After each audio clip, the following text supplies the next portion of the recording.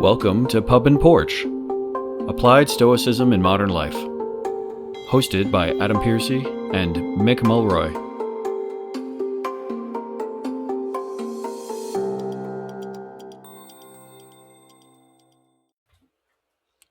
Welcome back to Pub and Porch, Applied Stoicism. I'm your host, Adam, with my co-host, Mick Mulroy here.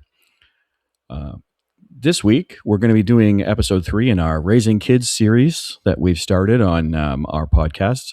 Mick and I have been really excited talking about this, and I think we've had, some really good rapport as we go back and forth thinking about this. Mick being an actual dad, soon to be grandfather.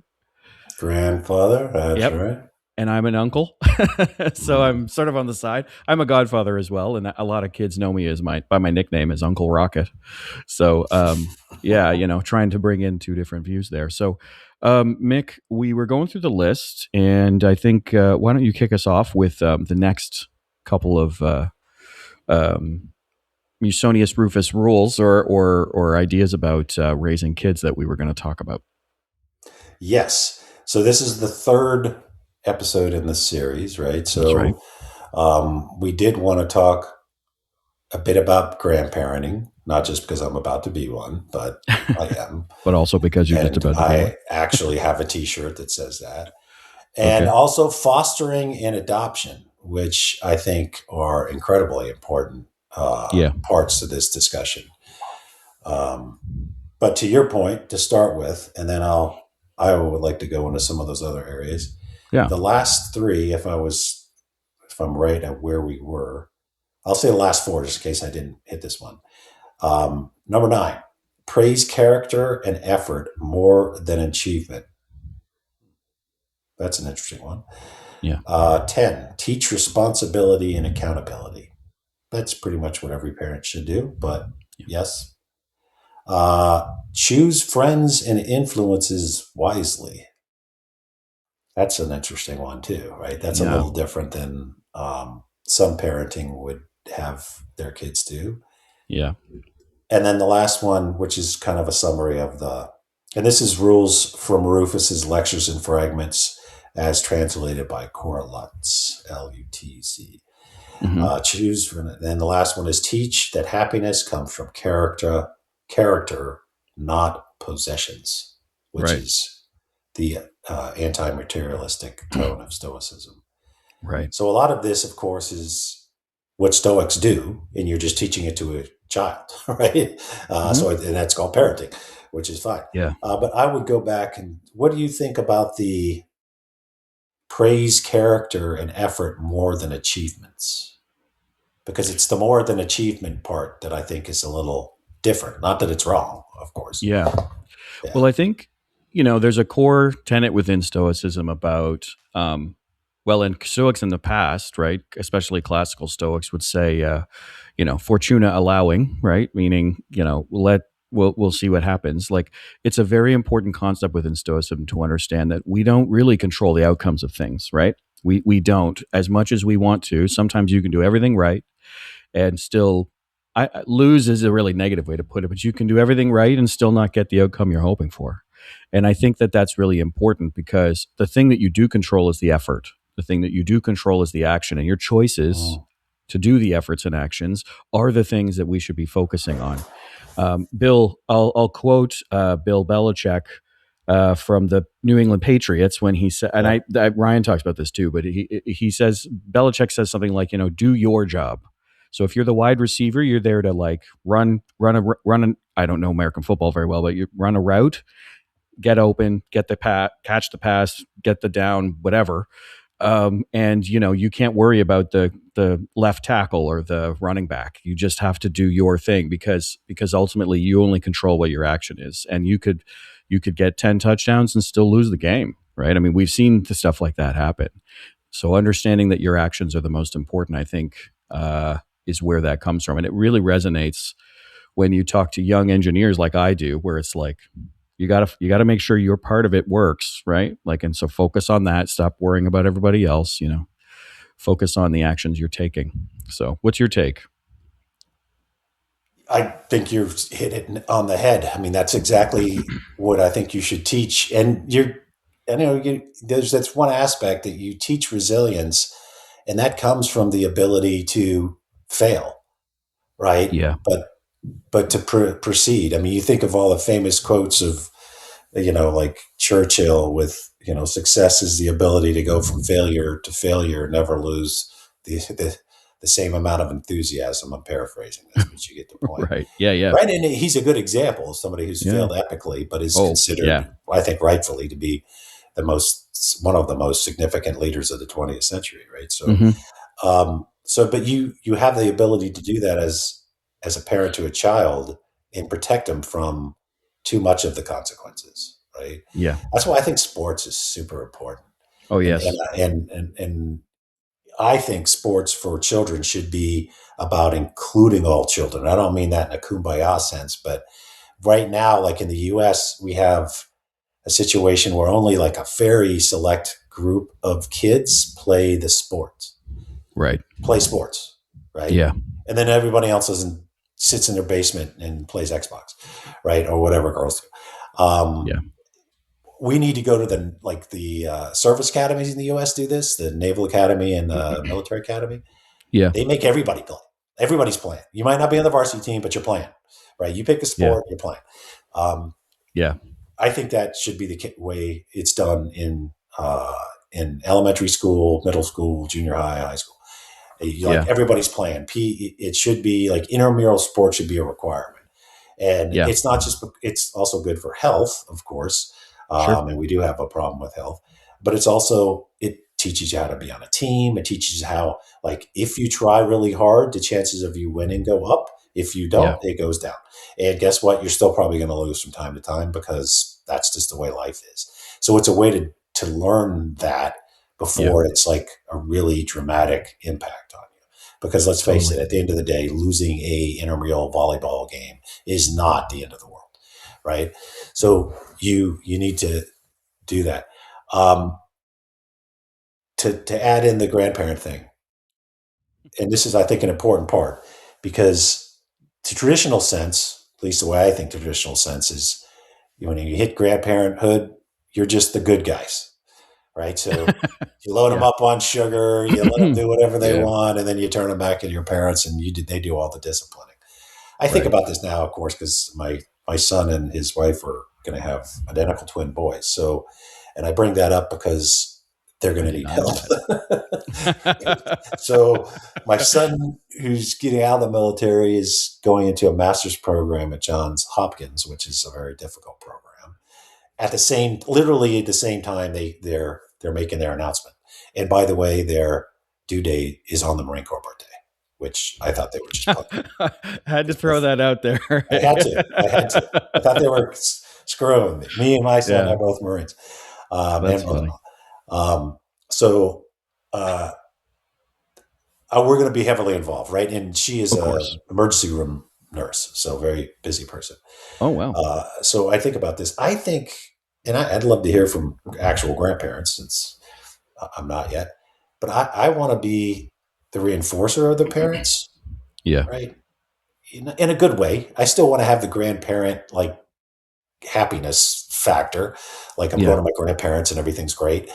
But I think you do have to reinforce what their parents do and say.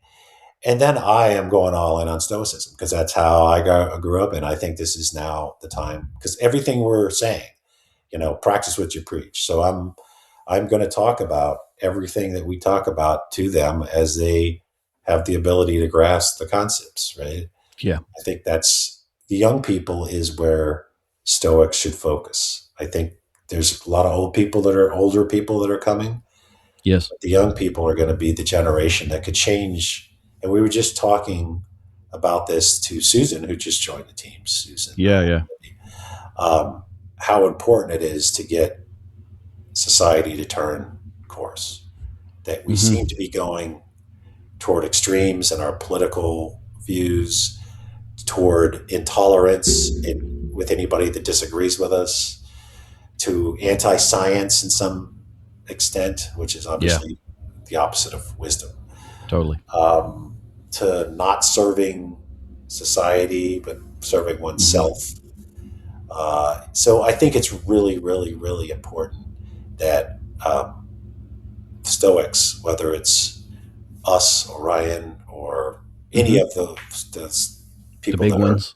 the big ones, Yeah. not that we're the big ones, but we know the No. big ones, Well, yeah. um, are reaching out to the younger generation. We got to turn this tide, at least in the U.S. I think. Yeah. I I don't agree. speak for Canada, but anyway. So I think that there is a a part of that grandparents can play. Right, you're going to have more time than parents do. Let's face Yeah. it. If it's done correctly, your kids are going to be busting their hump working because that's what Hmm. we have to do to provide. But grandparents can spend more time talking about philosophy and the like. So anyway, Yeah. what's your thoughts on that, Adam? I think, I think one thing that I think people like grandparents or people like uncles and aunts and whatnot, I Mm-hmm. think one thing that's really great is that they can sort of round out the spectrum because also if kids are homebodies, they only see their parents. And I think seeing varied people is a very Yep, important thing, especially like we totally saw agree. after COVID, where kids were at home all the time and getting homeschooled. And yes, they were in Zoom calls and everything, but they weren't getting any exposure to other people, like to other thoughts and people and experiences, right? And so that's where I think, people like uncles and aunts and godparents and Yep, grandparents and extended family type stuff too, I think has a really unique opportunity there to be that different view. My sister's family, she has a very Christian background. I'm an atheist, right? Like it's a thing where I'm not in there to say this is wrong, or she's there to say this is wrong to me. It's the thing of like, we have different views and it's okay to have different views than other people. And I think that's the kind of thing that I see when it comes to you stepping into the extended family world, is you sort of round out the worldview, which I think is very good.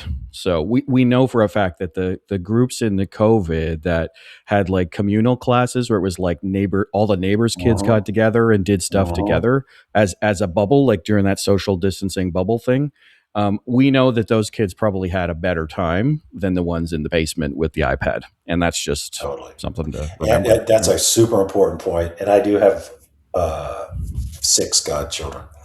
Um, That's right. yeah, Yes. Well, four. Yeah, yeah. yeah, four, and we do our best to be a part of all of their lives. Obviously, well, not obviously, we have 4 goddaughters. Um, they're the Gold Star daughters of 2 friends of mine that Mhm. died in service, and then my godsons are the last 2 sons of the child soldiers that we did a documentary on. Right. Yeah, yeah, that's right. So pretty unique there. But my point is, to your point, and I would say this to parents: your kids aren't going to have too many adults that are on their side and pulling for them. Like, you want that. You want that. You want your friends to Yeah, take an interest in your kids. You want your to have godparents. You want to have yeah. aunts and uncles. You want them to be able to talk to your kids, even if you don't agree with everything they're saying. Hmm. One, because that's what life is. You're going to run into people who don't think and say exactly what you do. And if life was like that, it'd be boring as hell. But you want adults to be part of your kid's life. You do.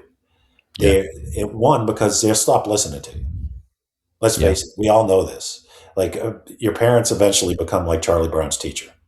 Wah, wah, wah, Yeah, wah, yeah, wah, right? It's yeah, true. Even if you think, no, no, I'm going to be different. I'm going to be the parent that my kids just hang on every word. No, you're not. Let's just pop that bubble. yeah. So you want like, if you're going to have kids grow up, they have hard times, things happen in their life. You want them to have other people to talk to. So you shouldn't be offended. Yeah. You should be happy. So I would promote that, I think, and I'm not a child psychologist or nothing. So you just take it as a person's opinion rather than a professional opinion. But I Right. think that is incredibly important for kids to have that input.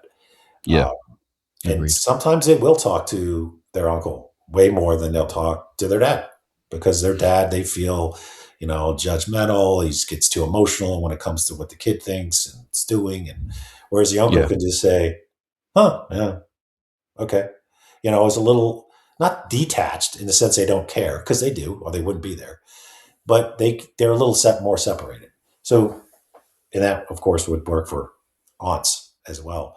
So I would highly promote the idea of that when it comes to raising kids. And a lot of the things that I remember most distinctly from the kid point of view were the stories that had a story behind it. So when Yeah. teaching lessons, like one of the distinct things, even though it's not necessarily Stoic, although it plays well, is from Plato's Republic, and it's the Ring of Gyges. If you're not familiar with that, Gyges is he's like a shepherd who's out, and he comes across a tomb of this ancient warrior who's like huge, and he has a ring, and he takes the ring off and puts it on, and then he becomes invisible, right? Yeah. And then he can do things, and nobody can see it. That's the whole point. I used to equate it a lot to what we did in the agency, covert stuff, but it doesn't have to be that. It just, in general, it is. It is like the core essence of integrity is what you do when nobody is looking, right?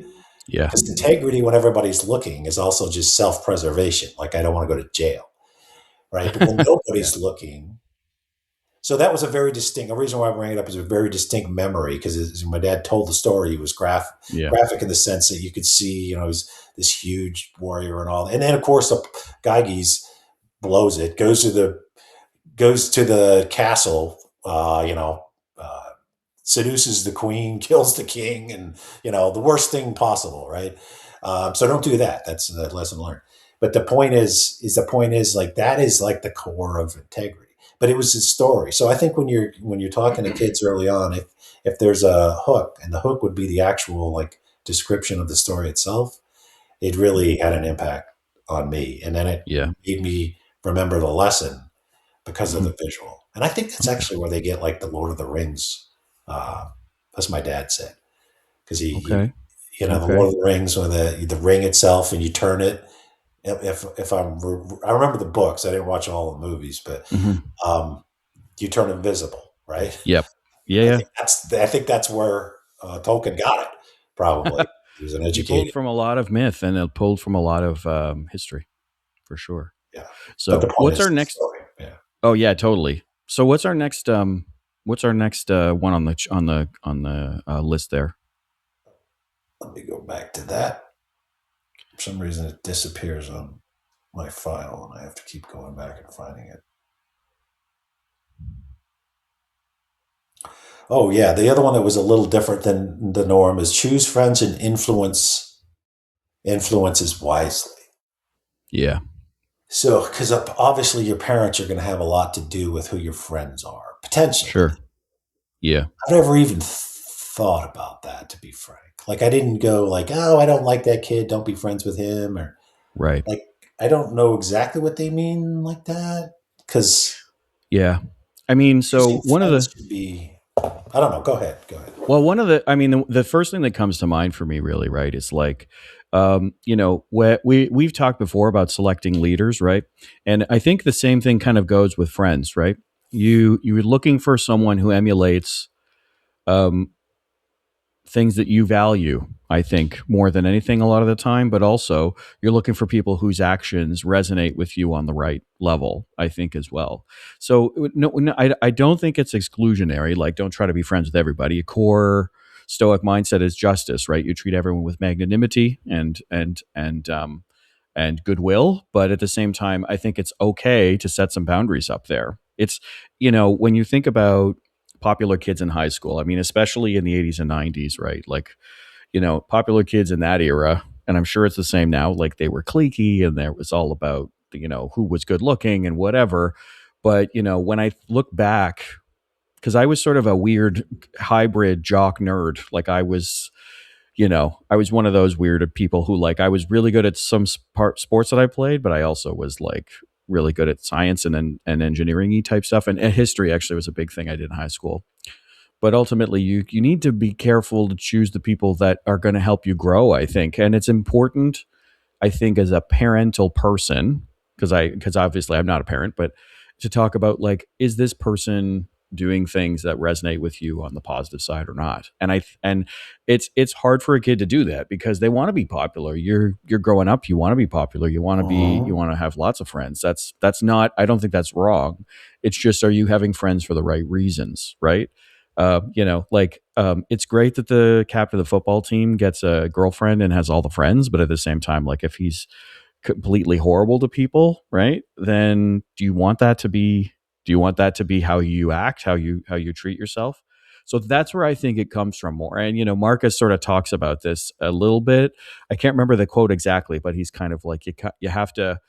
Well, I think actually the very first book of Meditations is a good example. He's thanking people from his life Yes. who have Yes. done things that he wishes to emulate, right? He's not saying, he's not like it's not a broy thing where he's like, Antoninus Pius, Mhm. best looking guy, gets all the ladies. He's like, Antoninus Pius doesn't lose his temper, cool under pressure, Mhm. da da da. And he's got all those people that he thanks for stuff like that, right? Like, what's interesting is that a lot of people point out, and I'm repeating something that many other people have said, is he does not thank Hadrian, his adoptive grandfather, because Mhm. Hadrian, I don't know that he would really feel like Hadrian was someone to emulate. Hadrian stabbed a guy in the eye for asking too many questions, and Mhm. and so that's pretty extreme. But I think when we look at it in the modern sense, it's like, are you making friends for people that are excuse me, supporting you, that are growing with you, that are acting in ways that resonate with you in a positive way, right? So that's how I kind of see that one. It's a tough one in many ways because you're trying, as a kid, you don't know a lot of this stuff, but it's more like, do you think what they're doing is right? I've always said this to many people, like, every being in the universe knows right from wrong. It's just a matter of degree, right? They, in Mhm. the sense of, like, if you feel that an action is right or wrong, is what I'm saying. And I think having kids talk about, like, what do I think is right here? Is this person emulating that? If not, it's not about saying, go away, I never want to see you again. It's also saying, like, I don't know that I really want that person to be a key thing in my life. But what's your take Yeah. on that one? Yeah. So when it comes to, and we do want to cover, I think we should probably just introduce it and maybe do a full episode on fostering and adopting, because there's no way Yeah. we're going to do it justice in the No. amount of time we have No. allocated. No. Um, so let me just touch on that part, then introduce the concept of what we could talk about in a future episode. Mm-hmm. When it comes to who you associate yourself with, and there's like famous quotes from George Washington on this topic. But certainly when you're helping your kids, the where I see it the most, and I'm seeing it right now with a friend of mine's kid, and I saw it with me. Yeah. Tends to be the kid that you can't associate with because you keep getting in trouble with that kid. And it Yeah. might not be that kid's fault. It's like it's Oh. usually a combination of your kid, that kid, and I had a friend Yeah. like that. Yeah. I actually Yeah. had a friend like that, and his name I'll use because it sounds made up. It was Billy Risk, Risk. Right? We get in trouble all the time. And then he got, Sounds I like a mean, cartoon character. true story. He got hit by a bus. No kidding. Lived, was in a coma for a while, and came out like super nice, and like not a troublemaker. Then I was the troublemaker. So I'm sure his parents were like, "Stay away from that Mickey, as he used to call him." But I mean, it's important. I don't think, but what I would be concerned about if you're talking to parents about picking your kids' friends is what are you picking them? One, I think people should be able to pick their own friends, even kids, Yep. as long as it's not damaging to them, like me and Billy. Um, but two, what is it characteristics that parents are going to pick? Are they going to pick because they like their parents, which is Yeah. usually the case? Are they going to pick because this person's wealthy and it somehow helps the status symbol? I don't know. It depends on what your criteria is. If it's based on Stoic principles, then I think you'd be fine. But I think there's still an element of, let your kids hang out with who they want to hang out with, Yeah. again, as long as it's not something that's detrimental to both kids, because you Yeah. also have a responsibility to the other kid too. Like your kid might be the problem, like I'm sure I was at certain times. Yeah. um, so to introduce the concept, and then again we'll do it justice with the whole Yeah. episode, I think. Yeah. Fostering and adoption. You already mentioned, I mean, it does have some history. Not that everything has to have history attached to Stoicism. Marcus Aurelius was an adopted Yeah. son. And So was his adopted father was also adopted. So it was like a yeah, whole right. adoptive chain. And that's how the five great emperors, that's one of the biggest criteria that most believe led to the five great emperors, were Yeah. picked for meritocracy, not bloodline, right? Yeah. And then we can see what happened when, We stopped that. saw that. Yeah. Yeah. It's a whole movie Went about downhill that. pretty fast. Yeah. Right. Yeah. Two. Let's go. Gladiator. And obviously that wasn't historically exact, but either way, you get the point. Yep. And then fostering, right? So Epictetus, as an older person, fostered a young girl, right, who had been abandoned. And he and his kind of common law wife took care of her. So there is like historical precedence, but it's super Yeah. duper important. I looked up stats. I had them. I don't want to get them wrong, but in the United States right now, there are 329,000 children in foster care. In Canada, since I looked up Canada, Oh, and you thank guys you. don't call it foster care, you call it out of home care. There are Yeah. 61,000 children. Yeah. We're a much smaller country, but yeah, per capita, I Yeah. think it's trending in the same direction. Yeah. There's a lot of kids that need help, right? Yeah, So think absolutely. about that, because you have a chance to be super influential on a kid, and they could be, they are the next generation. That could be, they are the next generation. Yeah. So here's an opportunity, and Totally. if you have the ability to adopt, but certainly fostering can be. And there's a great movie. It's called Instant Family. If you're looking for a movie, it's got Mark Wahlberg. Let me make sure I saw it a long time ago. Mm-hmm. It is super good, Oh, okay. and Well, it was made to promote the idea of fostering kids. okay. Well, that's Instant cool. Family. Yeah, that's it. Instant Family. And it's about a real story of a foster to adoption story. So it's and you'll see the real people at the end. Okay. So I would just, because I know we have to go. Yeah. But I think those are good references. I'll put those in the show notes for sure. Yeah. But yeah, I think what we're going to do here is extend this into an episode 4 and go from there, just because of our timing, and Mick has to get to his other podcast. But I think we're saying we'd love to hear from you. info@pubandporch.com. And thanks for listening to us today. We'll see you on episode 4 as we go forward. Thank you for listening to the Pub and Porch podcast. If you'd like to find out more about the podcast or its host, head over to pubandporch.com, and you can listen to all our episodes on Spotify, Apple, or whichever platform you prefer. And if you'd like to help out with the podcast, you can find us on Patreon. Drop us an email if you have a comment on any past episode, you have a suggestion for future episodes, or you have an essay on an important topic for Stoicism. Send it to us, and then we can be reached at info@pubandporch.com. Today's music was provided by bensound.com. Until next time, Pub and Porch out.